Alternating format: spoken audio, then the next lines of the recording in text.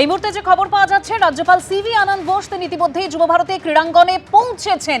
সেই ছবিও দেখতে পাচ্ছেন। আমাদের প্রতিনিধি অরিত্রিক ভট্টাচার্য রয়েছেন। অরিত্রিক,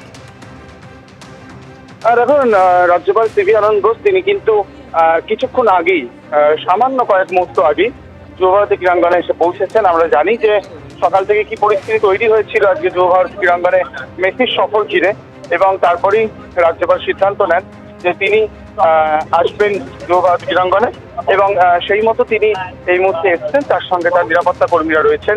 কি পরিস্থিতি হয়েছে সেটা খতিয়ে দেখতেই গভর্নরের এখানে আসা, এমনটাই কিন্তু রাজভবন সূত্রে বা লোকভবন সূত্রে জানানো হয়েছিল।